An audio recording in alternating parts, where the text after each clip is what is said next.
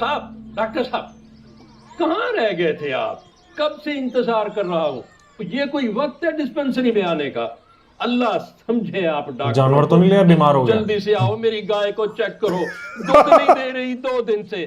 शाबाश, दिखाएं जरा अपनी डॉक्टरी। कैसे दिखाऊं? अरे मैं जानवरों का डॉक्टर नहीं हूँ।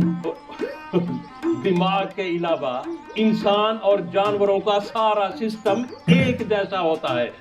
बिस्मिल्लाह करें, वो कानों वाली टूटियां लगाएं, अभी मालूम हो जाएगा कि खड़े खड़े दूध क्यों सुखा गई है।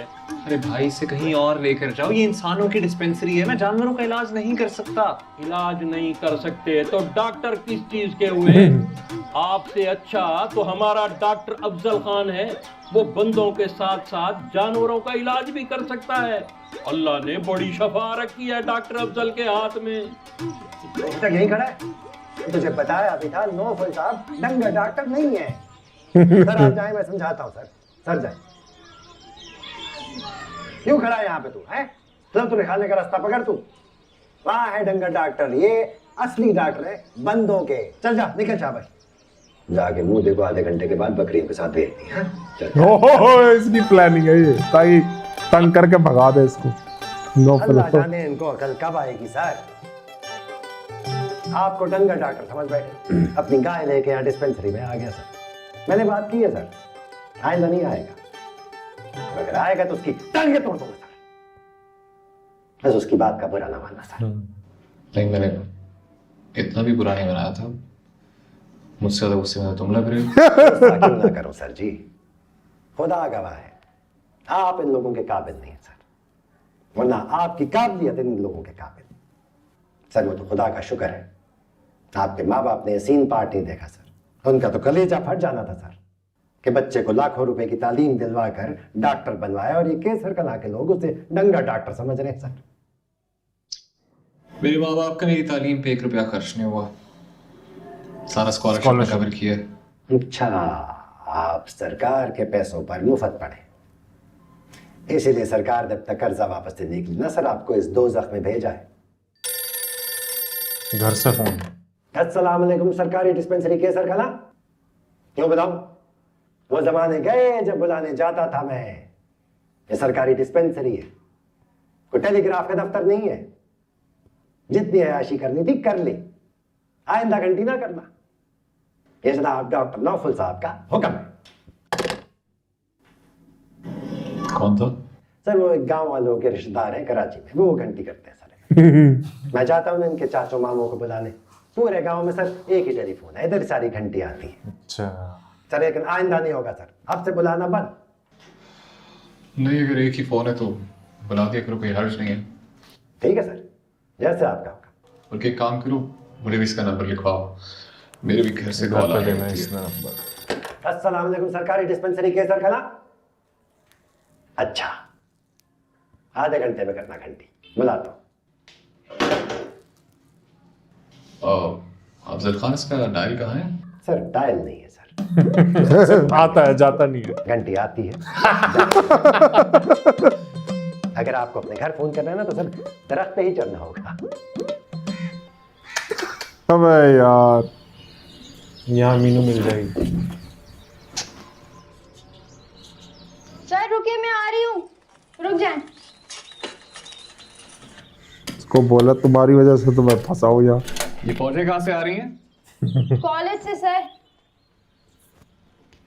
ये हेलमेट भी तुम्हारी यूनिफॉर्म का हिस्सा है? अरे नहीं सर, ये एक और किस्सा है, फिर कभी सुनाऊंगी, पहले आपकी मदद तो कर दूं। आ जाए, ये देखिए, ये ठीक है, इस पर यहाँ से ये पकड़ा,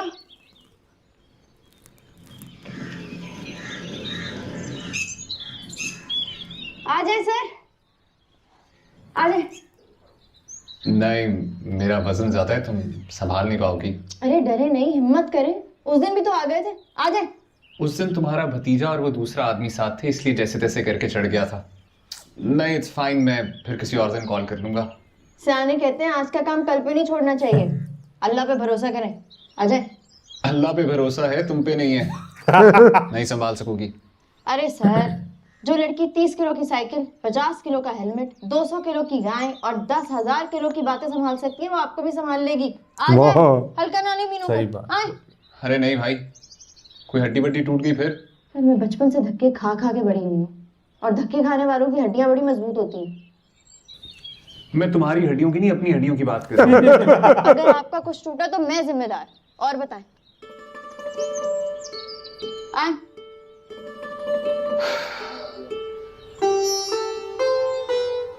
नहीं, मैं रिस्क नहीं ले सकता, नीचे कोई सपोर्ट ही नहीं है। अरे तो साइकिल के सपोर्ट ले ले।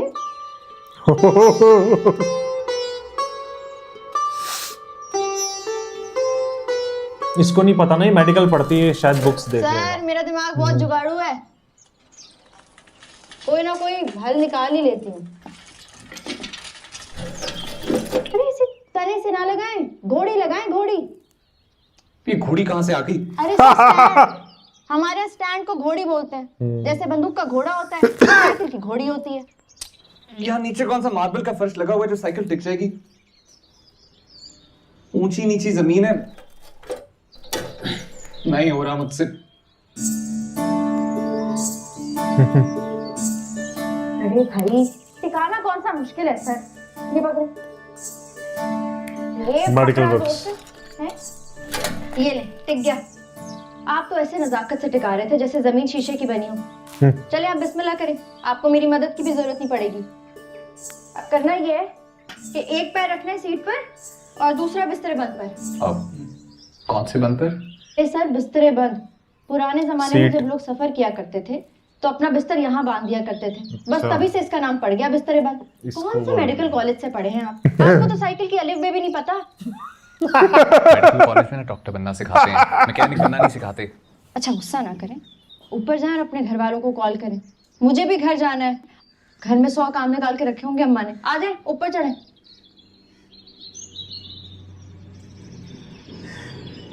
हम्म।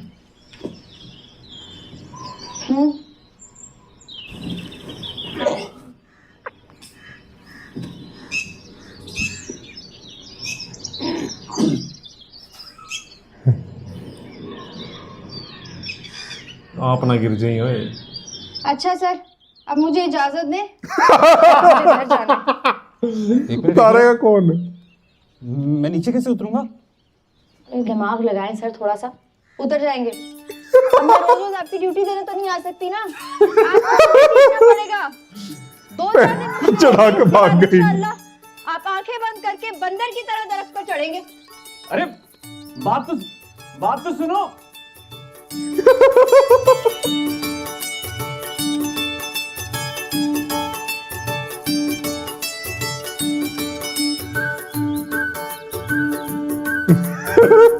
उसको बुलाएगा ये शायद, डिस्पेंसरी कॉल करके। हाँ, अफजल को। हाँ, अब क्या हो गया? सबर, मैं चाहता हूँ। क्यों मुस्कुरा रहा है? मुकद्दस ने मुझे थप्पड़ मारा है। शर्म कर। क्या बकवास कर रहा है? खुदा की कसम, मुकद्दस ने मुझे थप्पड़ मारा है। तो उसमें मुस्कुराने वाली क्या बात है? अरे है ना, तुझे कैसे समझाऊं? तू किताबों की नागिन है, हर वक्त किताबों में घुसी रहती है। तुझे क्या पता मोहब्बत के इशारे, इश्क की जुबान। जो मैंने उससे पूछा ना कि ये मंगी तेरी मर्जी से हुई है, तो उसने जुबान के बजाय हाथ से ऐसा जोरदार जवाब मारा, मजा आ गया मीनू। ये पागल हो गया ये। अभी तक इस गाल पे उसके हाथ का सेक महसूस हो रहा, बड़ा मजा आ रहा मीनू। थप्पड़ उसने तुझे गाल पे मारा है और असर तेरे दिमाग पे हुआ है। तू वाकई में पागल हो गया रोशन। लग रहा है उसकी मंगनी ने ना तेरा दिमाग खराब कर दिया। जाके इलाज करा डॉक्टर से। मुकद्दस ने जो इलाज कर दिया ना, उसके बाद अब किसी इलाज की जरूरत नहीं है। मुझे देख के उसकी आंखों में नफरत नहीं, शिकायत थी। उसने वैसा शिकायती थप्पड़ मारा है जैसे तूने मुझे शिकायती फेंटी लगाई थी। यकीन कर मीनू, उसने माँ बाप के दबाव में आके मंगनी की है।